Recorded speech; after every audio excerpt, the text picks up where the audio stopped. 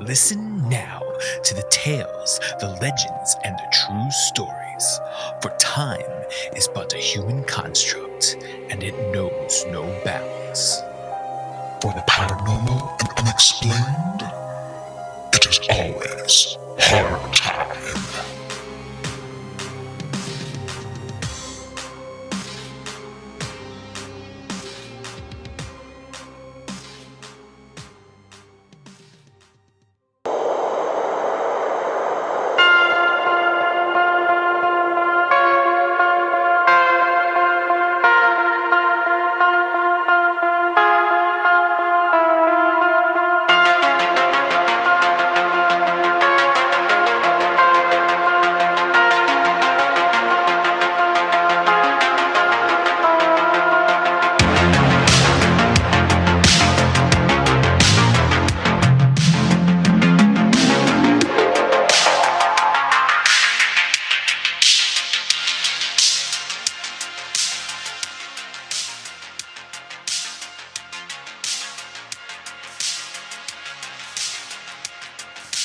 Oh, hello!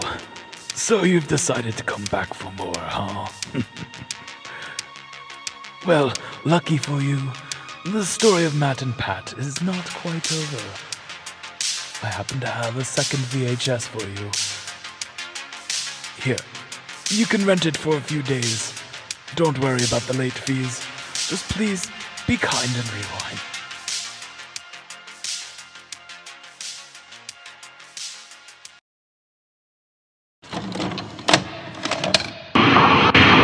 Anything happen to you after we watched the other videos?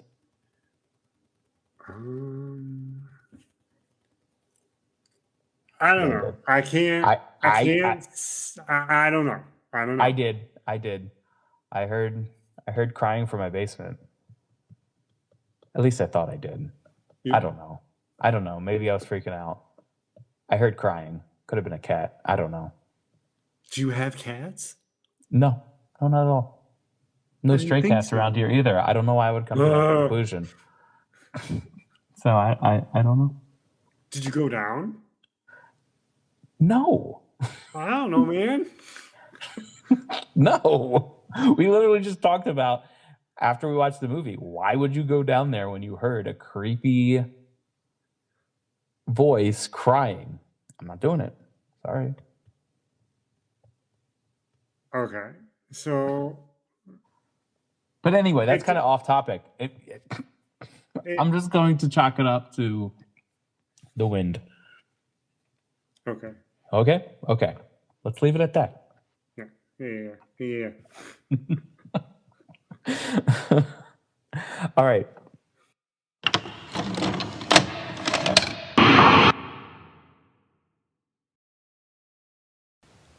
Audrey Parvis was turning 10 this year. May 8th was on a Sunday, and it was a Sunday afternoon. Audrey, being a terrible person at dropping hints, her father decided to bring her to the 99-cent store to let her choose her own birthday present. Now just look around and let me know if you see anything. I'll be looking at novels over there. A knick-knack here, a curio there. It was a quaint little shop. Audrey didn't know what to get. There were so many things to choose from. She just about settled on a stuffed rabbit toy when she saw it in a window display. A beautiful old Victorian doll with brown hair and brown eyes, with a red dress and blue trim. Oh, she's so pretty.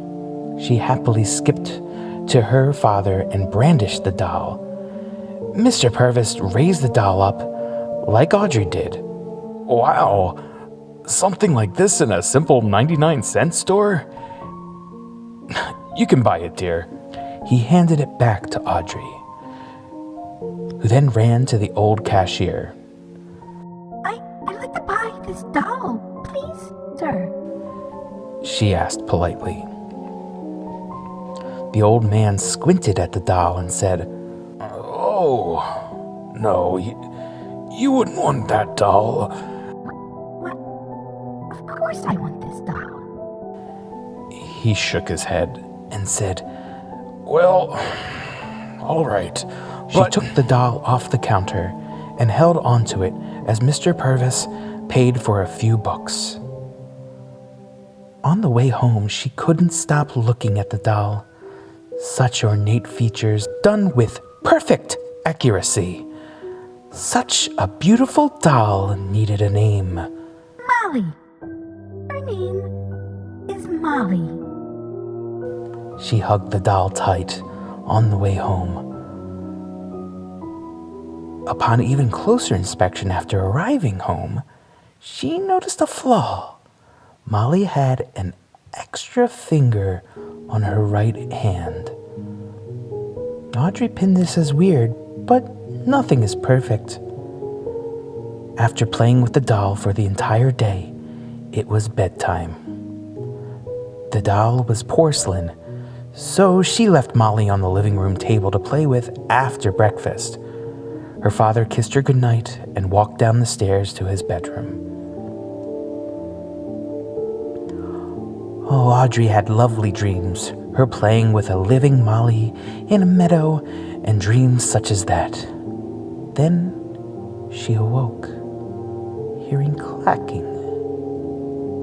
Tiny but audible clacking footsteps.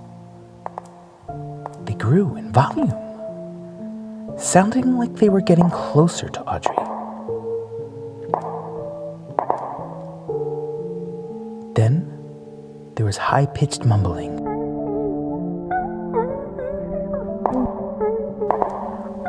Audrey stopped, whimpering, and listened closely.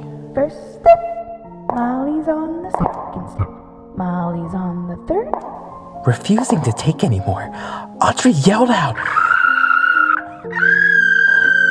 The tiny footsteps pattered away as Mr. Purvis rushed to his daughter's room. What? Daddy, I heard footsteps. And I think it was Molly. It's 11:15 at night. Come here. He took Audrey and turned on the light in the living room. See, Molly's on the table. She has not moved a single inch. Hey, Audrey managed to get 30 minutes of rest before the sing-song chanting and clacking returned. Molly's on the fourth step. Molly's on the fifth step. Molly's on the sixth. It's Molly. It's Molly again. I swear, she's going up the steps and she's chanting a song. Come on, I'll show you that Molly has not moved. See, she's right there. Audrey Veronica Purvis, I really am getting tired of this act. Molly is a doll. She can't walk, she can't talk, and there's nothing to be scared of. Okay, dear? Audrey looked uneasily at Molly. The longer she stared, the more Molly's expression looked malicious. I have to work overtime tomorrow, and you have daycare, so please sleep and forget about Molly. She'll seem less scary during the day. All right, Daddy. She sullenly climbs the stairs to her room and lies in bed. She managed to get some sleep when the clacking and chanting came back. It exceeded the sixth step and continued. There were only 12 steps to her room. Molly's on the seventh step. Molly's on the eighth step. Molly's on the ninth. Daddy! Molly's on the 10th step. Molly's on the 11th step. Molly's on the 12th step. There was silence in those heart-pounding seconds. But then the doorknob began to move. door creaked open. Molly killed your daddy?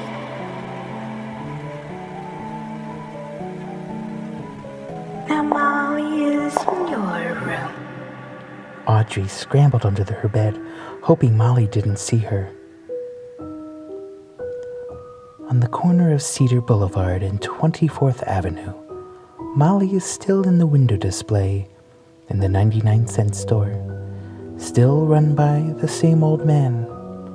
She's waiting for her next victim. And she now has 8 fingers on her hand.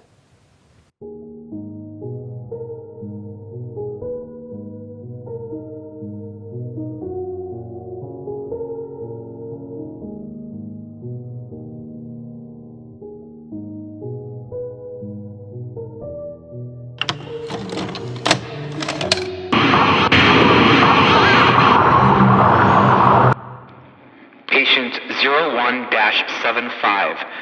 Patient is experiencing extreme night terrors brought on by sleep paralysis.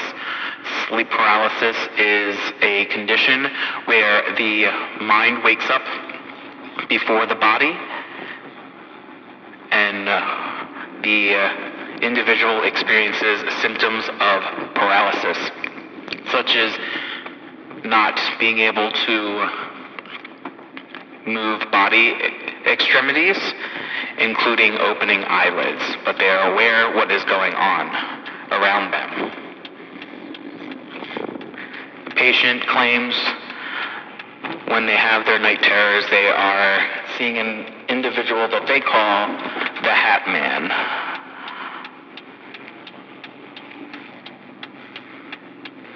I will put the patient in a hypnosis-type state to try and recreate a sleep paralysis atmosphere. While you are in this hypnosis state, please explain your last experience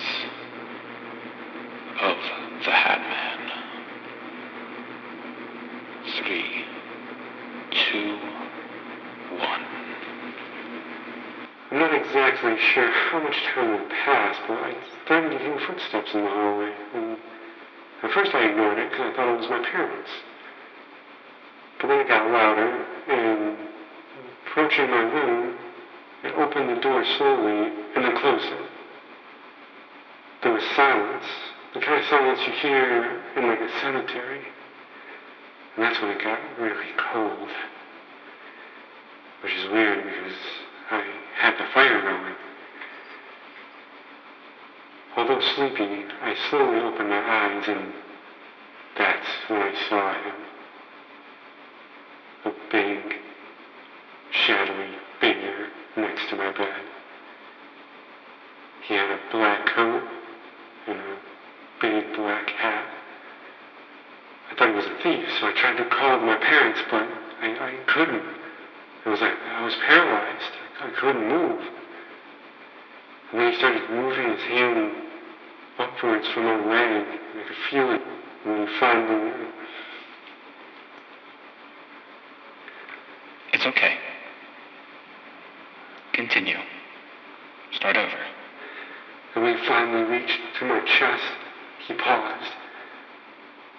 I tried to see his face, but I couldn't. It was like it wasn't there. It was just darkness, like a void. And as he got to my chest, I began to breathe really quickly. And then I felt the fear, the worst fear ever.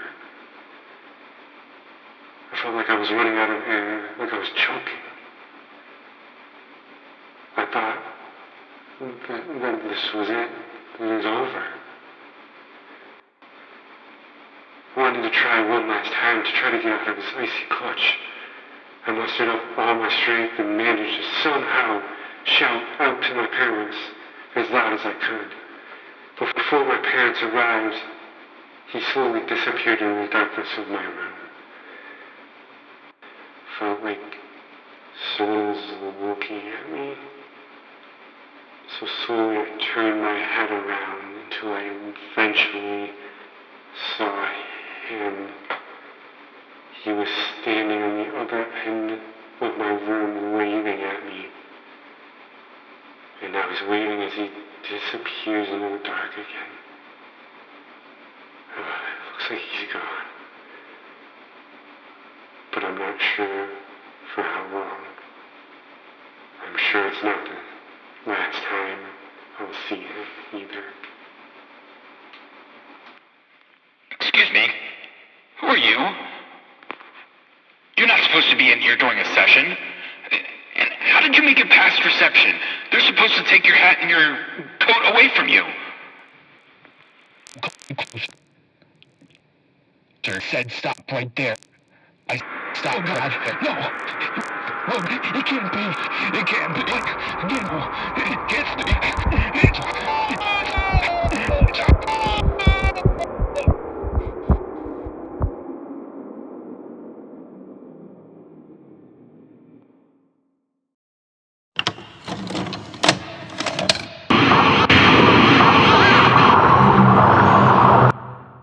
What did you think of the two horror movies that we rented this week? Dolly Molly and The Hatman. Let's start with Dolly Molly first. Well, scared the pants off of me, first of all. Yeah, if it's one thing that creeps me out, it's dolls. Oh. I feel like dolls have been pretty consistent in my life of creeping me out, even from the beginning. I remember going to like Suncoast Video, Blockbuster when I was a kid, and if I would see Child's Play, even get a glimpse of Chucky, I'd have nightmares for like at least 3 days. It turned into one of my favorite horror films, but back then, I was like, all I had to see was the cover art, and that cover art was just scarring, man. Oh, I understand. Yeah. Some of those ones, like, just popped right out, and you're just like, It did the trick. So great. They definitely knew what they were doing back then. They did. But speaking of Child's Play, so I was, was doing some research on, creepy dolls in general, because this Dolly Molly reminded me of Chucky very much, especially kind of the ending there. Yeah. So I thought it would be fun with, Halloween weekend. Yeah, spooky season. To go into a couple of our favorite horror films, and one of them being the Child's Play series. I love pretty much all of them. I'll say pretty much all of them. Yeah. Some of them get a little ridiculous, but that's what's the fun of it, right? Oh yeah, yeah. Okay, so anyway, did you know that that Child's Play is kind of inspired by true events? I did not. What type of events? Like a doll running around killing people? Not quite. But have you ever heard of? He's quite popular in the paranormal community. His name is Robert the Doll. Oh yeah, I've heard the name. Yeah, so he's from Key West, Florida, and he is over 100 years old. And let's kind of describe him before I kind of go into back history of this doll. He's like a little boy dressed in a sailor suit, and then he has a really careworn face. He has a nub of a nose. It looks like a pair of pinholes, and he's covered in brown nicks like scars. His eyes are beady and black, and he wears a malevolent smirk. Clasped in his lap, he's holding his own toy, a dog with a garish, popping eyes and a too big tongue rolling out of his mouth. So some believe that this doll, or many believe, I should say, that this doll is haunted, and he's caused car accidents, broken bones, job loss, divorce, and just a bunch of other misfortunes. So he's not going around killing people, but he has a lot of expected or alleged curses that follow him. So let's kind of go in the history of Robert the Doll. Are you ready for this? Let's get this. All right. So Robert is over 100 years old. Like I said, he lives in Key West, Florida. He's currently housed in a museum, the Fort East Martello Museum. Before that, he was the property of Robert Eugene Otto, an eccentric artist and a member of a prominent Key West family.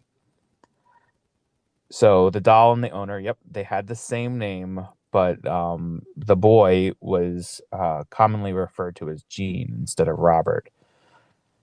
Robert was a childhood birthday gift from his grandfather, who bought the doll during a trip to Germany. And then Otto's relationship continued with the doll into adulthood. What a lot of people remember, the accounts of people who lived back then, remember that he had what some would deem as an unhealthy relationship with the doll. He brought it everywhere, and he talked to it in the first person as if he weren't a doll. He was Robert, and he was a live entity, according to Otto. So the museum that he's currently in traced his origins to the Steiff Company, the same toy maker that actually manufactured a teddy bear in honor of Theodore Roosevelt. Robert was most likely never intended to be sold as a toy. The historian from, or a historian of the Steiff Company said that Robert was probably part of a set fabricated for a window display of clowns or gestures. So, yeah, which kind of makes it even Clowns creepier. and dolls? What? Yeah. It makes it even creepier. So, yeah. So anyway, according to the legend, young Otto began to blame mishaps on the doll. While this could have been laughed off as childish storytelling, adults also noticed odd occurrences, especially as Otto and Robert grew older. As an adult, Otto lived in a stately home he called the Artist House, where Robert could be seen positioned at the upstairs window. School children swore that he would appear and reappear, and they avoided the house. Myrtle Reuter purchased the Artist House after Otto's death in 1974 and also became Robert's new caretaker. Visitors swore they heard footsteps in the attic and giggling. Some claimed Robert's expression changed when anyone badmouthed Otto in his presence. Reuter said Robert would move around the house on his own, and after 20 years of antics, she finally donated him to the museum in 1994, where he currently resides. But that did not stop Robert and his antics. It actually marked a turning point for the doll. Since Robert arrived, visitors have flocked to the museum to get a look at the mischievous toy. He has appeared on TV shows, and he has had his aura photographed. So apparently he has an aura around him. Oh, boy. Yeah, he's a stop on the ghost tour, and he has his own horror movie. And, social media accounts, fans, people love Robert the Doll. And then he also probably gets 1 to 3 letters a day, but they aren't fan letters. They're often apologies, because many visitors attribute post-visit misfortunes to failing to many visitors attribute post-visit misfortunes because they failed to respect Robert or evenly openly disrespected him, and they write begging forgiveness. Others ask him for advice or to hex those who have wronged them. Yikes. That's like, I don't know about that. Wow. Apparently he's received over 1,000 letters, and they actually catalog these letters. He receives emails, and at some point it became known that Robert had a sweet tooth, so people leave him candy. Just recently he received a box containing 8 bags of peppermints, a card, and no return address. And yeah. So that's pretty crazy. Jeez. So like, why? So the misfortunes, they happened after they like disrespected him in some way or something like that, right? Right. So one of the big things around Robert the Doll is that people love to take pictures with him. But it is said that you have to ask Robert the Doll permission to take a picture of him. And if you don't, he gets very upset. So people have claimed after leaving the museum, people have kind of snapped a picture of him without asking anything. Mm-hmm. People have claimed to witness these misfortunes because of that. And so they'll write in apology letters to him. How do they know, like, yeah, it's okay? Like, does it give him a thumbs up? Well, it's been reported that he'll actually move his head. That is an account that people say that he'll move his head or something like that. Yeah, I know. I'd be like, I'm good. I'm good. I'm actually leaving now. Never mind. I don't want a picture of you. It's good. It's all good. You probably end up disrespecting him at that point, though. Then you have bad luck after you left. Yeah, no. I'm good. Nope. Well, that's interesting. Yeah, I didn't know all that. At least, yeah, I knew of him, and yeah, but I know.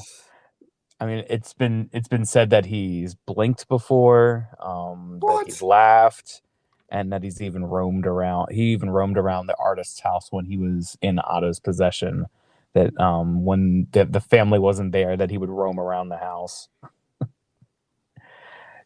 Yeah, so you can see how a lot of that kind of translated into Child's Play. I believe somewhere along the line there is a legend that a spirit took over the doll, that it was transferred into the doll. I think, yeah, what I read was that one of the legends was that it was enchanted by voodoo and transferred a spirit into the doll because of some spite of a servant of the family, of Otto's family. Mm-hmm. So she was, angry with them, and she practiced voodoo, and this is what she did. Then that's a legend. That's, legend hearsay that happened. But, in Child's Play, going back connected to Child's Play, that's exactly what happens in Child's Play, is that he does voodoo as Charles Lee Ray is running from the police. Before he dies, or before he can die, he transmits his spirit into Chucky. And then, the point of the movie is him trying to find a human body to transfer his spirit into. But yeah, you can see how it kind of connects. That's, it's nuts, but it makes sense. So don't mess with Robert the Doll. So if you guys ever go visit him, make sure you're asking and paying your respects, whether or not you believe in it or not. I mean, I'm not going there and snapping pictures anytime soon. So I might go see him if I was ever in the area, but I would not be snapping pictures of him. I'd walk in there. I'd curtsy. Right. I would say good day. I would walk very slowly. Complete and utter respect. like, Hi, Robert. Yes, Robert. Okay, Robert. Yes, sir. Oh my God, it'd probably be like you'd probably take it as a we're being condescending or something, and then it would be just totally backfire. Yep. On second thought, I'll just Google you and see what you look like. Yeah, I don't need Hopefully, to it visit can't you. It's transfer fine. through the picture. No, that's maybe. I don't Stop. know. So, are you ready for another story of a creepy doll? I know that's what you want to hear. All right, as long as it's not going to jump through the screen and grab me. Okay, so Mandy the doll. She is a Canadian doll from British Columbia and is currently housed in the museum Casenel and District Museum in British Columbia. She was donated there in 1991, and a woman donated her to the museum, and all she told the museum at the time was the doll was old and she didn't want her daughter to play with it. It's believed that the doll is a century old. So that's all she told him at first. So, so the doll's name is Mandy, and her eyes are made of glass, and her right one is cracked. Her clothing is, at first was pretty dirty, so it needed a good cleaning before they wanted to put it on display for an audience. So they ended up she underwent some maintenance before it could be placed on display. Then the doll was enclosed in a plastic bag to test whether bugs had infested it, any bugs, insects, all of that. I guess you put it in a plastic bag, any bugs, insects leaving the doll would be caught by the bag and thus letting the museum staff know if there was any infestation. However, there was not. The realistic looking scarred doll, but what am I saying? Okay, so the Mandy being placed in a plastic bag added to the uneasiness the museum staff felt when they looked at it. Those working in the same room as the doll swore they heard the bag rustle as if the doll had moved inside. And like I said, there was no insects that were causing the movement either. Also, they would say that the doll would change positions.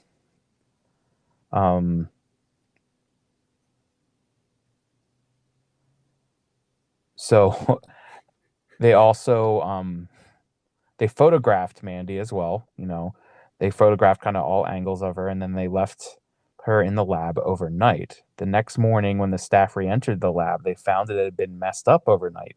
Smaller objects had been thrown about the room and across the floor, and larger, heavier objects just pushed over.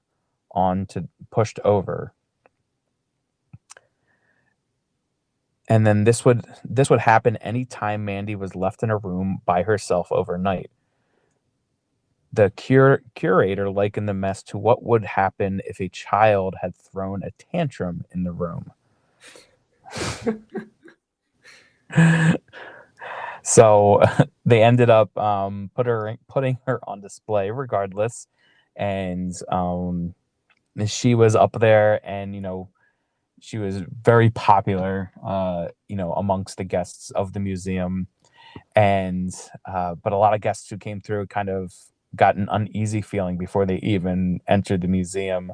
So they ended up taking Mandy and putting her towards the back of the museum, just so people wouldn't be as uneasy walking into the museum right off the bat. Work your way up to it, I guess. Like, nope, I'm out. Like, there's still a chance to exit before you get there. Sure, you still want to proceed? I'm going to walk into this museum, see this creepy doll, and turn right back around. But one time, actually, a psychic came in and asked if she could hold the doll to see if she could get any readings off of it. So, what she claims is that she discovered an origin of the doll, and it was traced back to a farmhouse. And there's a legend behind that as well. Do you want to hear that legend? Shoot it to me.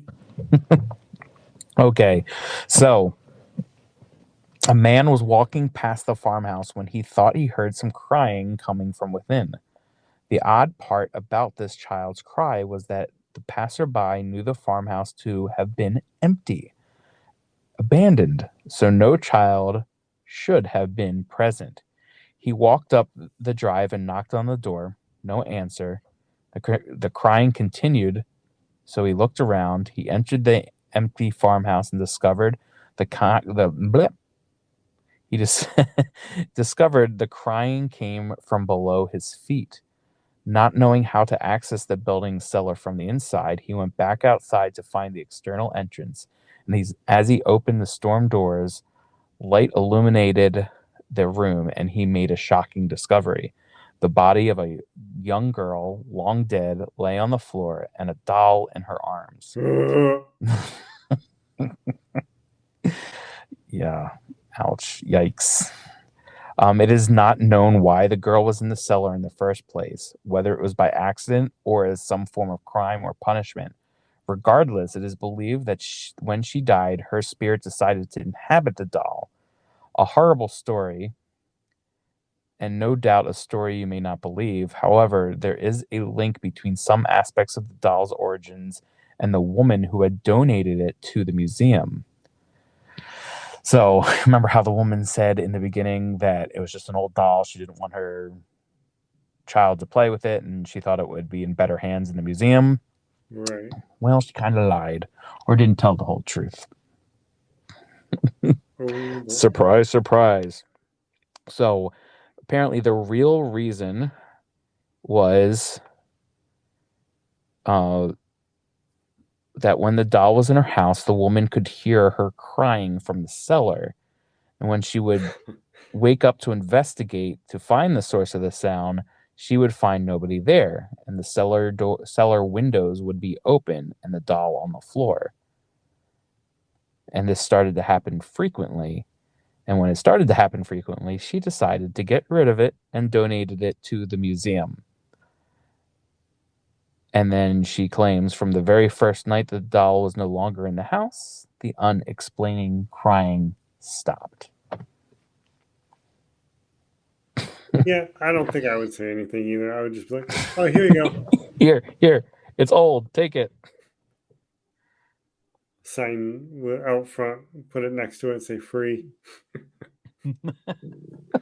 Free doll, free creepy doll. Anyone want it? I read of a couple other ones too. Speaking of free, or people desperately trying to get rid of it rather than maybe upset it and throw it away. There are other creepy ones that I'll go over real quick because this reminds me of that. There was this one where, let me see if I can find it. I forget what the doll's name is, but he was trying to sell it on eBay, and he sold it on eBay, and it started haunting that person, and that person tried to sell it again, and just like an eBay chain of basically, yeah. Oh, there's some story like that, that is very reminiscent of just get rid of it. Right. Like, what? Why not throw it out? But we know from movies, even in the Chucky movies, you throw it out, it comes right back. Right. You would think that like burning it would do something because that's like a symbol of like purifying. You would think, but then if you want to respect the paranormal entity in it as well, maybe burning it, throwing it out is kind of disrespectful to whoever is inhabiting this doll. True. It's like, well, they're not doing anything wrong. Like, let them do it. Maybe they like being in a doll. I don't know. Just don't freak me out. Yeah. Here, museum, take it. I think I'd go that route. Give it to a museum. It belongs in a museum. So do you.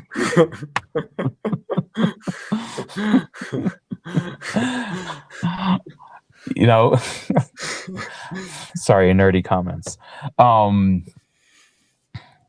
But yeah, I think I'd go that route. I think if I had a creepy doll that was old, I'd be like, you know what?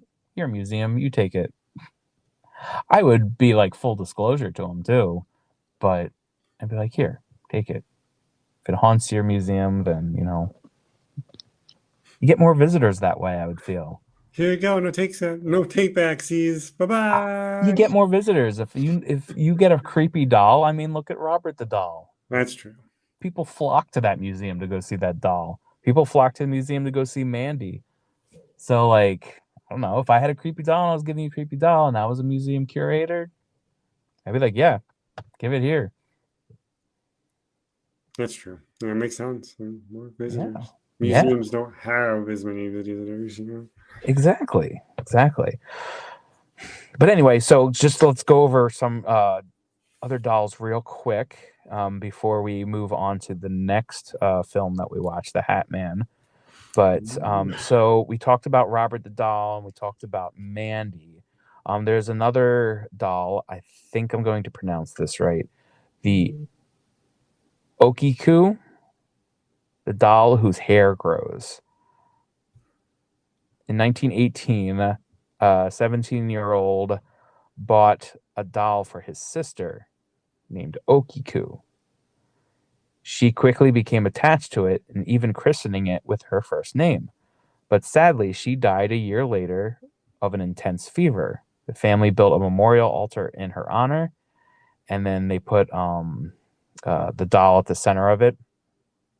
And then shortly after that, they started noticing something very strange about it, that her hair started growing.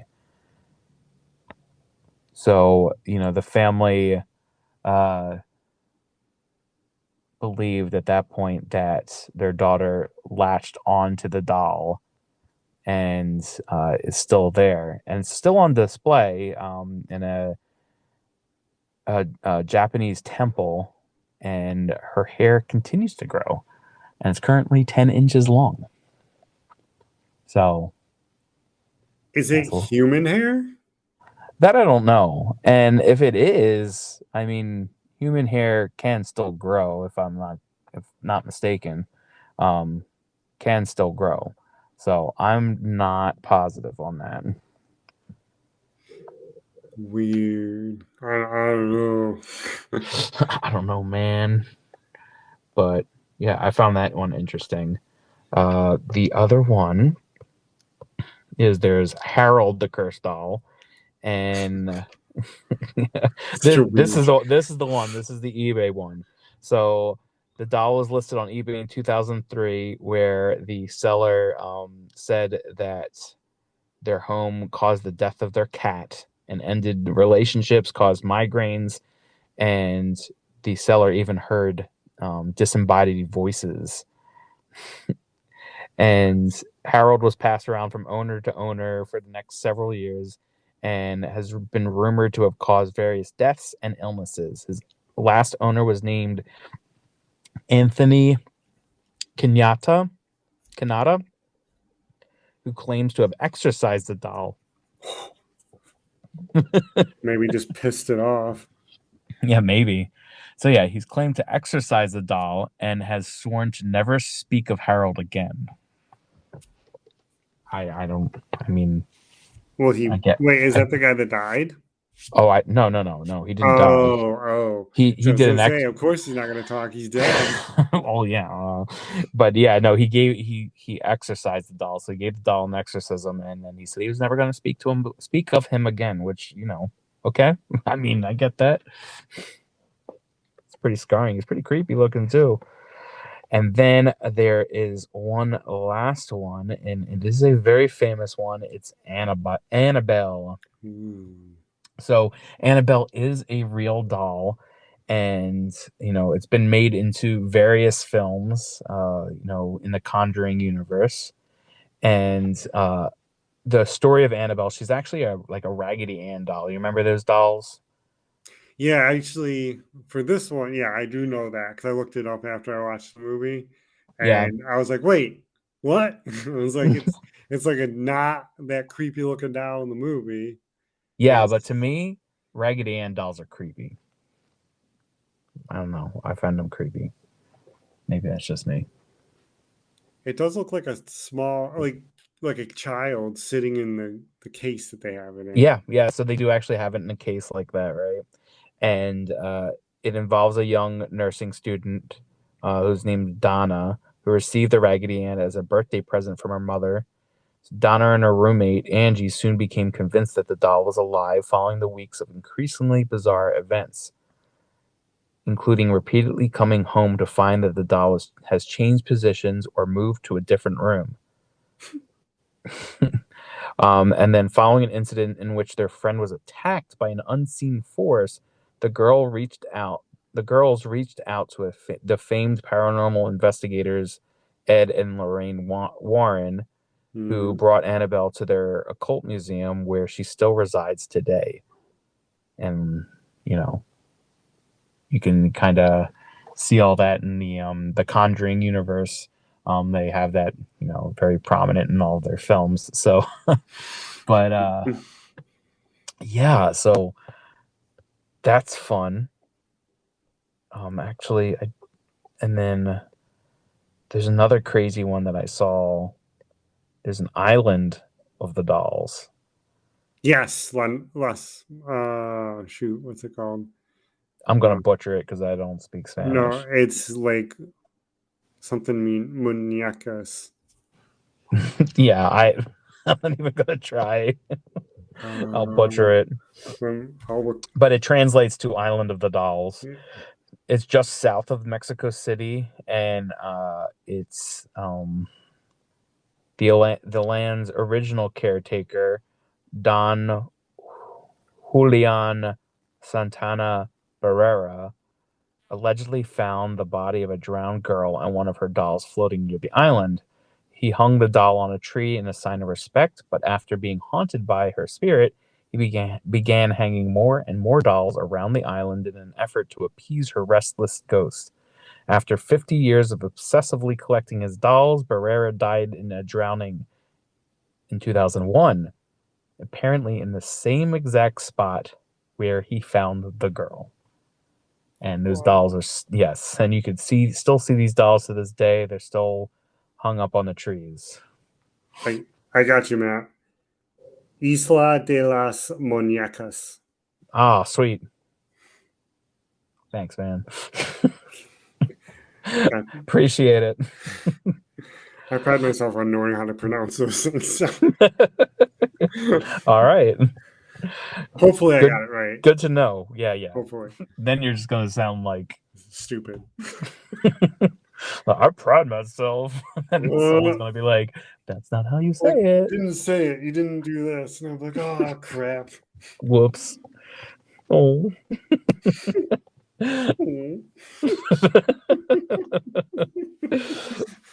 Oh, but anyway, so do you have any more thoughts on creepy dolls? No, you've got some ones that I had no idea about. Like that eBay one was pretty cool. It was pretty funny. Just keeps getting passed around, and everyone's just trying to get rid of it. It's like a game of hot potato. Right. It's like someone just finally did an exorcism on it. That's a dangerous game to play, though, especially if you're just going to do it yourself. That's a dangerous game to play. Yeah. We all saw The Exorcist. Yeah, which in itself is based off of true events, but exactly. that's another episode. That's another day. And that's cool that, like, I didn't know Robert the Doll was like an influence for Child's Play. That's cool. That is cool, and you can see a lot of the similarities in it and stuff. So yeah, and I love Child's Play. It's definitely one of my go-to horror films. I love it, especially during the Halloween season. Yep. So, do you want to take it away with the Hatman? This was a crazy story, and also kind of hits close to home for me and you. Not that we've seen the Hatman, but we both have experienced sleep paralysis quite a few times in our lives. I haven't Mm-hmm. lately, Fingers. probably because I'm not a sleep deprived college student anymore. I But just what's up? I just stay up late watching the horror movies and playing the games. Yeah, that too. But sleep deprivation is, one of the things that really brings it on, apparently. So, but I have not felt it in a long time. But sleep paralysis is awful for Mhm. any of you And who. and if you supposedly if you eat right before you go to bed, Oh, it's really? something that yeah, I read that Huh. one too. And I'm like, I Uh, stopped eating before I went to bed because I'm like, yeah, I don't want that. No, yeah. thank you. Yep. It's awful. I got to the point where like it happened so much that I just knew I was getting into it, and I'd be able to kind of calm myself down in the sleep paralysis because it freaks you out at first because you try to Mhm. open your eyes and you can't, then you try to move your fingers and like you like force yourself, and like you can only like sometimes I'll be able to like move it very very slightly, but I got myself to the point where it's like, okay, I'm just gonna calm down and go back to sleep, and I would just drift off back to sleep. It'll go away eventually, but Right. yeah, it's a terrifying feeling. And that's, I mean, at least when we were watching it, and that's what kind of hit for me because for my experience, the one time I was, sleeping in my bed and, I woke up in the paralysis. I saw my TV on, and then, off to the side, I saw something getting closer and closer, but obviously I couldn't scream because I was not awake yet, technically. Right. And eh, I mean, it got really close, but then I don't remember what happened after that. Either I went back to sleep, and it just like that's it, or I don't know. Wow, that's crazy. I mean, like, did it have any type of silhouette to it or shape to it? It was just like a dark figure. I didn't see a hat necessarily, but it was a dark figure coming towards Wow, me. that's nuts. Yeah, that's And pretty terrifying. the other one I had was super weird just because I was in my I was at my house. I was sleeping. I was in the sleep paralysis. I come up and then all of a sudden I see my sister is right next to my bed. Now my sister does not live with me in my house. She Mhm. does not have a key for my house, so she couldn't pull a prank on me. So she was right there, and like I was trying to get obviously spew the words out, but couldn't. And then I finally just pulled myself out of it, and then she wasn't there. So That's so like weird. That's I crazy. was like, and I told her too. I was like, "Yo, Ashley, you were like there." She's like, "No, I wasn't." I'm like, "I know, but you were there." Like, That's I don't know what nuts. to do. And it's crazy too. So this Hat Man and like the what you're explaining as well is it's some crazy phenomenon that many people across the globe have witnessed and have their accounts are online, like you can read them online, and with the fruition of the internet, like it became more and more apparent that there are people that experience similar things. uh, some religions, some legends call it like the shadow people, Hmm. and then some people describe it as like this hat man, where they see this person who's wearing kind of a trench coat and wearing a hat. And obviously there are some and then there are some people that think it's uh aliens. There are people who claim that there are aliens that are observing people, so there's things like that too. But I mean, I could see that one. I mean, it just goes along the same lines. We are expecting more here on Earth as opposed to like other beings from that is true. outside. You That know, is true. And the thing is they say that this entity never attacks, never hurts. It just observes. It just stands and it's like you right there. most Yeah. Right. Most accounts say it's standing in a doorway or a closet or the corner of a room, and that it's just kind of standing there. So, it's crazy that it's just it'd be one thing if it was just, people are just seeing a blob in the corner, you can just kind of throw it off. But the fact that there are a bunch of people that are explaining this hat man with the trench coat, that's kind of creepy. That's kind of weird. Right. I don't know what the phenomenon behind that would be, but that's creepy to me. But this whole thing too always kind of reminds me of my favorite horror film of all time, Nightmare on Elm Street. Oh yeah, buddy. You know it. Love me some Krueger. But you told me before this that you found some cool information on Nightmare on Elm Street. Why don't you go ahead with that?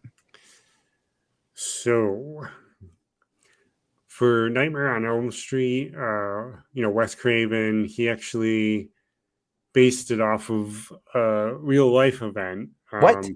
Yeah. What? Wait, what? Yeah. How is that film based off of a real event? Well, I mean, it's not what you think. Obviously, it's not some child killer, was reborn in a nightmare type situation. Sure, okay. But it was something that Wes Craven found his inspiration for Nightmare on Elm Street from a article he found about a refugee child that came from the Cambodian genocide. And it was, I guess those things impacted him so much. He had like just these night terrors, and he was struggling, and he would have them, and his parents would wake him up, for most of the times. But then there was just one night he just didn't wake up, and by the time they got to him to try to wake him up, he was gone. Oh my gosh! And it was just like he died in the middle of a nightmare. Yeah, and there was no like explanation. Oh my gosh! Any autopsy would just show that there was nothing wrong. Wow. Yeah, you would think there would be something like a heart attack or some sort of heart problem. Oh my gosh, that's crazy. It did not. Wow. And yeah, it was quite interesting, especially because it was a kid at first. Was there multiple incidents? Like, is there? Yes. So that case was a kid. Okay. But then there was other like older men started having it like around the age of 33, I believe, 20s to 30s actually. And there was like, I think it was like 130 of them of a certain culture, like the same ethnicity group. Okay, right. From like Cambodian. Yes, around that. So they they resulted in the same thing, and then there was actually a case study open, and they did the research again. Like the kid from the first one couldn't find anything, analyzed everything, and no previous conditions, no like crazy things that happened, like the heart exploded or that's crazy, stopped breathing, nothing. Just wow. So that's where the Wes Craven came in. And I'm kind of looking up as you're talking, and I see that there's actually an ailment that's classified called sudden unexplained nocturnal death syndrome. Yeah. And that's what you're talking about. That was investigated by the Center of Disease. Yeah, CDC. Yeah, and that. Yeah, we all know the CDC. Yeah. But yeah, no, it's crazy. And then it happened in a particular group. It was the Hmong group. Yes, the Hmong soldiers that helped fight. Yeah, helped U.S. fight They Right. came over Oh my as gosh. refugees. So, I mean, it could have been some sort of like post traumatic Yeah, I stress. mean, yeah, Yeah, right. and PTSD they're is nothing to, you know, no, and that I mean, probably nothing to, just kind of, just pass by. Like it's serious. So there's, I can see that happening. That's crazy. and like I mean, we all know what stress does for us. So you can Right. only imagine, like you can't even imagine No, the no, intensity that they went through because no, that no. That's was awful. Yeah, you can't imagine that, and that's right. And I was seeing some claim that it might have been the nerve gas, but apparently the nerve gas doesn't act that way. There's no hmm evidence of it, so like it's not like it can affect them later in life or even days later. And it only happened during the night too, which is crazy. So yeah, I can definitely see. I mean, as sad as a story this is, an awful story. Like I can see how that would get Wes Craven's creative gears going yeah, about this. This entity that would do this to a certain group of people. That is nuts. That is actually based off of something. That's yeah. like the last film that I would think would be based off of something. Right. I mean, obviously, there's when you see that most of the time, it's more or less like his story was had that little part in it about like people like dying from some sort of sleep disorder, Mm-hmm. but like obviously, I mean, we can't really, I guess, tell if something was going on in the dream that made that Right. happen, Right. Sure. but Sure. it's Yeah. I know I've had dreams too. That's I'm terrifying. I'm actually pretty sure I've had a dream about Freddy before, but like I already knew in the dream that it was like he was an actor. I'm But not afraid of you. and I was like, Yoss, what are you doing? You're like, get the fuck out of here. I'm not afraid of you. Yeah. Like Nancy. It's only a dream. Die. No, I would be Dream Warriors. That's what it would be. It's like, you know what, Freddy? I love Dream Warriors. Start Where getting, pull you the can guns become out what behind my back and right. just start shooting. I love that one where you can become like whatever you want. Like each of them have their own powers. It's Yeah. such Oh man, I love those movies. Oh, They're so much fun. I gotta give them a watch again. I just watched my favorite ones a while ago. Jason, Oh yeah, gotta Friday love 13th. Jason. Yep, gotta love Friday the 13th. But I don't know. Always loved the originality of Freddy. That he never had to be. He was not like your typical slasher. He didn't. His weapons were kind of a part of him, with it being a glove, and that he only attacked and could only attack inside the dream. Mm-hmm. They could pull him outside of the dream, but I always liked that originality of the character. Always thought that was. And then I mean, in the first one, he's just terrifying presence, and then he kind of becomes funnier and funnier. But I still love the slapstick Freddy as well. But I think Right. I always loved it. That's good. That's one of my favorites too. I gotta Yeah, say. yeah. They definitely But don't like make it doesn't sometimes you don't get that feeling from the newer ones today, like newer horror movies today. it's true. Well, they all have their own um, flair to it in every decade. But yeah, those '80s horror films had a certain something to them. Got that nostalgia. Yeah. Did you hear that Elm Street's up for sale? Yeah. I was gonna tag you in it, but maybe I Yeah. didn't. But you I tagged think me and I was like, oh, you yes, I found did. it. Yep. Nice. Yeah. They're taking bids, and then Halloween's their last chance to bid. So, if anyone wants to live in the Nightmare on Elm Street house, go for it. It's probably pretty nice. Yeah, but then you got to deal with people taking photos of your houses. Charge them, man. All that. Make That's some true. dockets. But I know a lot of people have problems with that, where it's like, if you have like a movie house or something like that, like you're gonna get the crazy super fans that'll do anything to get over the fence to see your house. Yeah. Same thing happened with the People- Goonie house, right? Which one? The Goonie house? A few of them. The Goonie house or the what's it called? The Breaking Bad house where they threw pizza on the roof. Oh my People, god. people do that. I did not know that. Yeah.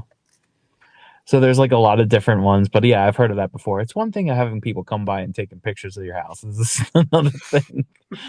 People come by and throw pizza on the roof. Another freaky pizza? Come on! So at least bring it to my door. Right. I can't do anything after you throw it on the roof. Right. Or leave it in the box or something so I can eat it nice still. Pizza. But anyway, Pat, so those were some creepy stories, some creepy films that we rented this week. Are you up for going again in a couple of weeks to rent some more movies? Round Trace? Yeah, man. All right, guys. Well, we will see you in a couple of weeks. Enjoy your Halloween. Happy Halloween. And Happy Halloween. Yeah.